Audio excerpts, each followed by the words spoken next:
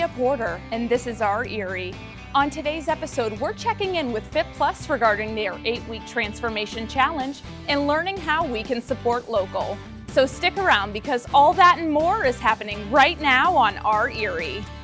We're here at Fit Plus with Coach Sarah today to talk a little bit more about one of the biggest challenges that people face, which is actually traveling and trying to stay on track.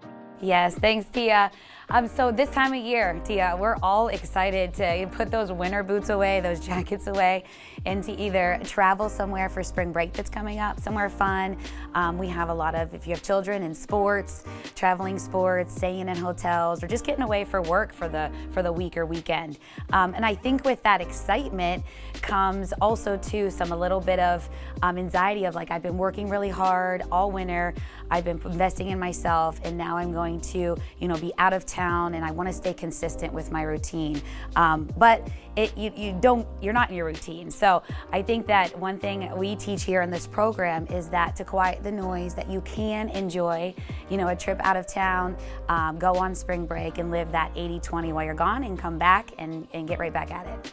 What would you say is one of your biggest recommendations when it comes to maybe what to take on an airplane if you're traveling? Yes, Tia, I absolutely love to travel, and I think that's probably one of the biggest questions here recently in the challenge that we've received. We have people going for spring break or just going on vacation here in the next week. So the number one golden rule when we travel is to have a plan.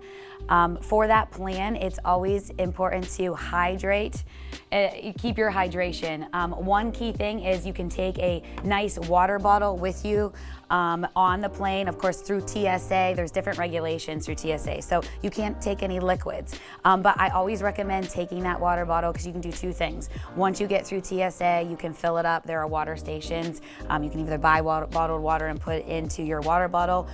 Also to the hydration part, taking some hydration sticks throughout your flight and or when you land. I think that's something that we underestimate, from the preparation of travel to the time to get through the airport and the travel to being in the airports and the planes and then to land. It takes a lot on the body. So that's one thing that we first recommend is the hydration piece of travel. Some other things that we recommend is protein. Protein is something that when we're in the airport, what's the first thing that we think to grab, like kind of in the airport? It's more of your crunchy like things. A chip. Yes. Or popcorn. Yes, Yeah. something that's like sweet, crunchy, salty when we're there. And ultimately too, with that dehydration process, it's good to stick to some whole foods, which is hard. It's hard in the airports to do that. It's hard to stop and actually get a meal in that. So packing your protein, you can pack that protein ahead of time. If you're checking a bag, you can pack the whole containers. If you're not, you can take little baggies. Take one scoop. It's nice because you have it in the baggie. You're able to open that water bottle, pour that one portion size of that protein in. You can take some of your BCCAs for recovery for that, and even your creatine, which we recommend taking each day. I often, for my travels, I put it in these individual cups. So what I do, open that water bottle up and I pour it right in. So it's really nice and convenient there on the airplane. Some other options too is, you got protein sticks here to get those good nutrients of protein. We have our protein bars here, which have good nutrients in them. Even for the plane, I have taken berries, cheese sticks. We got some nice healthy almonds here. Even some of our little, chocolate morsels. We want that sweet and that crunch, right? So you are able to take these, a little bit more crunch here. You got cucumbers and celery on those airplanes, and it helps you, stay on plan so that when you can have the 80-20 balance, maybe when you land, you say, okay, when I land, now we're gonna go to lunch, or when we go out to dinner, we're gonna really enjoy ourselves and take that portion of the day to indulge in something that we haven't in a couple of weeks prior to leading up to the vacation. So now that we've covered, the airplane, let's talk about those restaurants. What are your recommendations for someone going to a restaurant? Because when you look at that menu, it's a little intimidating to kind of stay on track. Absolutely. There's so many good options, right? They're all so tasty when we go out to dinner.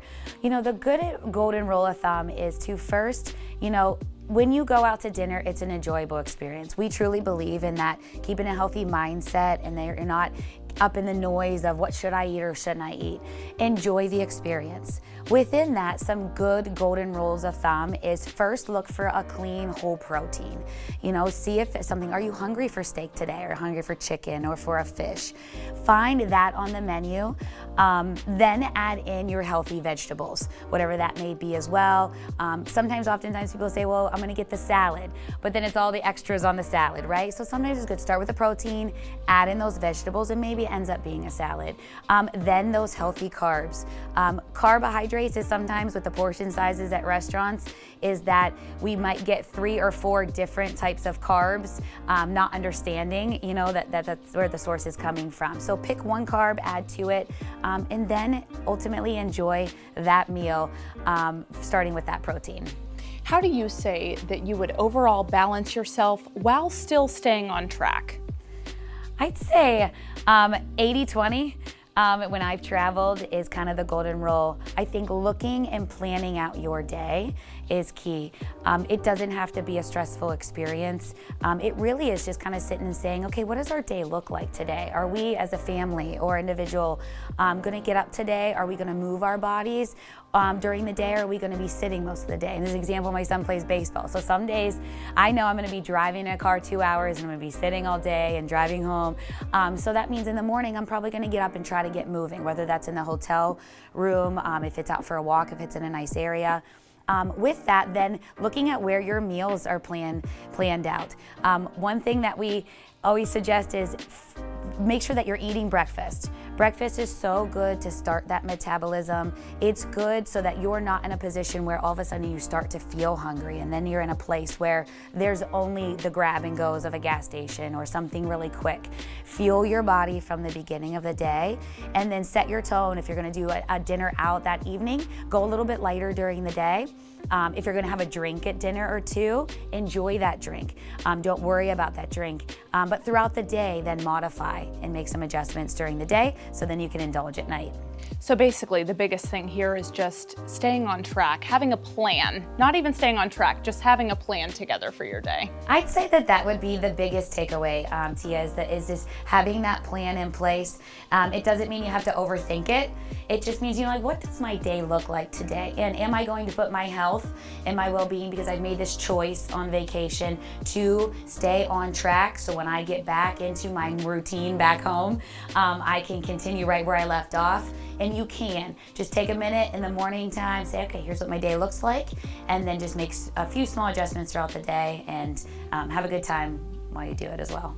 So I see a little something kind of peeking out. So speaking of travel, yes. Tell me more about some fun things we have over there. Yeah, so my kids would tell you that, you know, it's hard sometimes when you're busy going to and from, or you're, you know, sitting at baseball games, or if you're staying over in hotels. So we had got these, I think, on Amazon, but it's just a fun little thing. And there's different moves here: squats, lunges, push-ups, and then how many reps. So we'll play a little game just to get our heart rates up. Sometimes in the hotel room, you'd only need your own body weight.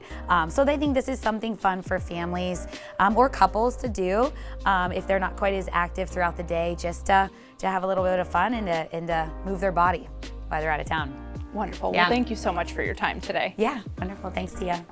So when you're traveling, you don't need to fall off track. You just need to have a plan. Thank you to Fit Plus for always keeping us on track.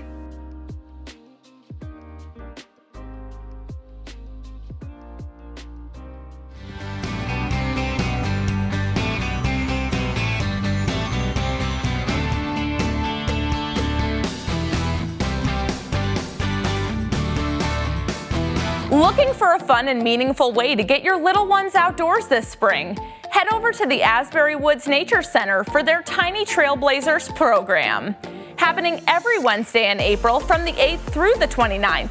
This 1-hour class runs from 10 a.m. to 11 a.m. and is specifically designed for children ages 2 to 5 years old, accompanied by a grown-up. Tiny Trailblazers is all about sparking curiosity in young minds through nature. Classes will include an outdoor activity as well as science and nature exploration through sensory experiences, hands-on activities, and crafts.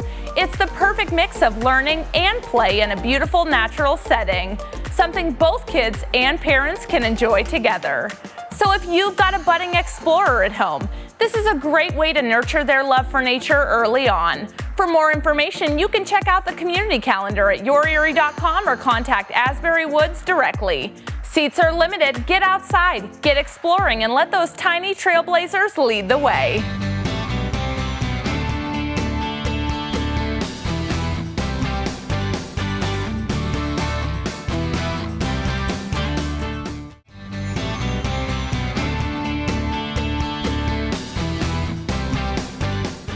In a world where convenience often comes first, one local market is inviting people to slow down and reconnect with where their food truly comes from.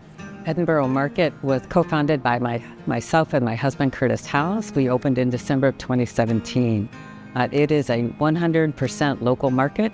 We support 97 small farms, food businesses, and artisans that all operate within 150 miles of Edinboro.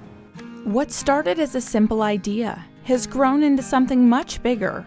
A hub for local agriculture, small businesses, and education. Curtis and I loved farmers markets. We realized that they're very seasonal in this part of the state, probably June to September.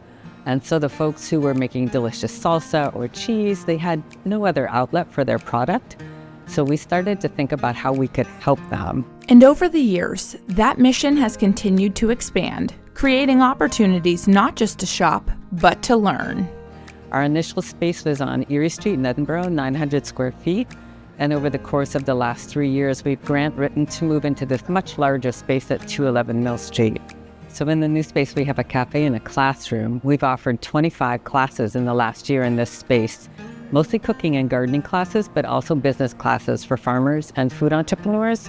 They have a great idea for a product, or they grow some delicious produce or meat or whatever, but maybe they don't have a background in marketing or grant writing or fill in the blank website design, right? So we've been partnering with Craft out of Chatham University to bring those skills up to Northwest PA. That connection between growers, makers, and the community is what makes this place so unique, and it carries all the way into the kitchen. I have a pretty varied palate, so I just like to cook things that I think taste good, and I like people's reactions when they get something that they weren't really expecting, so I kind of like to surprise them too.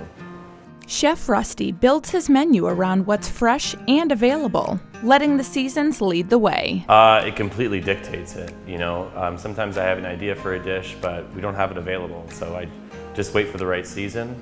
But that makes it so we get the freshest and most flavorful things available. So really, it kind of does all the hard work for me. With a menu that changes monthly, there's always something new to experience. But I think this is the right balance of giving people enough variation where they stay excited and it sticks around long enough for people to get a chance to try everything. That approach is about more than just flavor. It's about embracing the changing seasons and reminding people that great food starts with what's actually available. Availability, I think in the United States we're so used to just going to the store and getting what we need whenever we need it. You don't think about what it takes to get it there, And for those looking to bring that creativity home. Spices! Go down to your local farmer's market. Chupp's Market around this area is really great. Get a lot of different spices, ones that you know you like or ones that you haven't tried before. Keeping things simple, approachable, and rooted in ingredients people can recognize and trust. That's what matters most. Well, of course I want them to think it's good, but I want people to feel like they're getting something that's healthy, something that they know exactly what's in it, and something that doesn't feel super processed. I want them to feel like it's something that, they could get the same ingredients here and make it home. And that same commitment extends to the farmers and producers behind every product on the shelves. This is not a big-scale commercial operation. The people who sell through here are more like small-scale market growers, or they have 60 head of beef cattle. It's a much smaller scale, but a much more resilient level of farming as well. We're not dependent on big processing facilities or fruit grown in other parts of the world. We're doing as much as we can here. So if you come in and you have questions about how that tomato is grown, how that animal was raised, we can answer those questions. Or if not, I can put you in touch with the person who did that work, so you know exactly how your food was raised or grown. It's a level of connection you won't find in most grocery store aisles, and one that encourages shoppers to think a little differently. But if you could shop here first, buy items that our local producers grow and make, and then take a trip to a big box store, that's how I shop myself. So I totally understand that, right? No lemons, no kitty litter, no toilet paper, some things we will never have here. But I shop here first, and then I get what I need to elsewhere. Feeding myself is the one thing that I have 100% control over. So I will eat as well as I can and feed my family as well as I can. And again, I know that's constrained with finances and time, especially with a family. But those choices make a difference. And whether you're here to shop, learn, or just grab a bite to eat, there's something here for everyone. Beyond the food, it's about giving people the tools and the knowledge to feel confident in their own kitchen. Basically, we find out what people want to learn, and then we find the person who is the local expert on that topic, and they teach the class for us. And one of the most popular classes they offer, sourdough bread baking. And as a sourdough bread baker, I know why, because they say it's easy. It's easy. It's not easy. So we have a woman who's teaching a class May 3rd, our second one that she's taught. She's great. And while you're here learning new things, you might as well enjoy a fresh meal in their cafe. Our cafe right now is open for lunch, 11 to 3 weekdays and Saturday, 11 to 2 on Sunday. We have 2 discount programs currently, 10% for students, just bring a student ID. And then we have a punch card program as well. And for the future, the market is growing, creating even more opportunities for local entrepreneurs. Part of our medium-term goal for this space is to be a shared-use commercial kitchen. So we are the first licensed shared-use kitchen in Erie County. Eventually, this kitchen will be available to rent by the hour for others who need a commercial space to make their product in. Hopefully by fall of 2026, that kitchen will be available for rent. Feel free to reach out to us at edinboromarket.org for more information. Everyone eats, and at Edinboro Market, they make it easy to shop local, eat fresh, and enjoy food right here at home.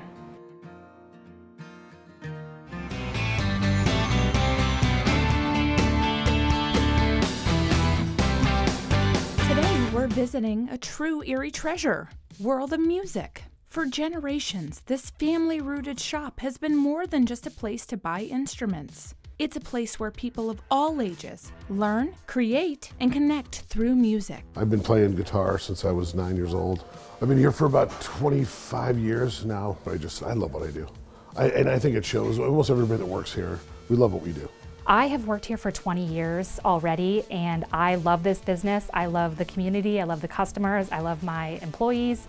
And I wanted to keep it going. I didn't want to see it sell out to a chain retail store. Nobody wants that. So I wanted to keep the tradition alive. We offer lessons in several instruments: guitar, bass, piano, keyboard, drums, and they are for anybody. We have young students, adult students, beginners, advanced. Really anybody who's interested in doing a private lesson can come. You know, we have some of the best musicians. If you go to any shows locally, almost all of our teachers are in those shows. Also, even the other schools that are around, almost everybody's either worked here or taught here or took lessons here. Since we've been around as long as we have, we have fantastic teachers across the board. We're still the most affordable too. But yeah, we're very proud of our teachers and our lessons here. For families just starting out, World of Music makes learning easy and accessible. Their team welcomes students of all ages, sparking a love for music from that very first note. As soon as a child or even an infant shows interest in any kind of music, run with it, play it in the background, sing to them constantly. If they start showing an interest in maybe taking lessons and picking up an instrument, I would say you could bring them in for a half an hour lesson if they can sit for a half an hour. Some students can, some students can't. That's what we base it on, but we'll try it at any age. We always want to encourage it. When it comes to buying an instrument, a personalized experience makes all the difference.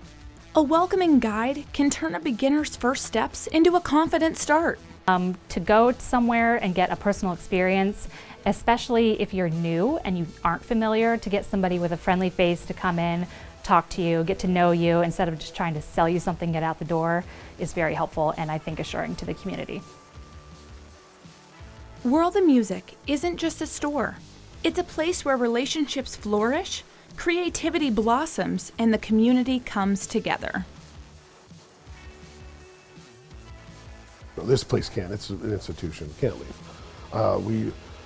Just the community, our community of customers is unbelievable. I think this city would be missing something very special if we lost world music. From learning your first note to performing with all your heart, from discovering your sound to sharing it with the world, this is the world of music, where every note tells your story. From following up with Fit Plus to enjoying local flavors, these are the people and the places helping make our community shine. Thanks for spending time with us. I'm Tia Porter, and we'll see you next time on Our Erie.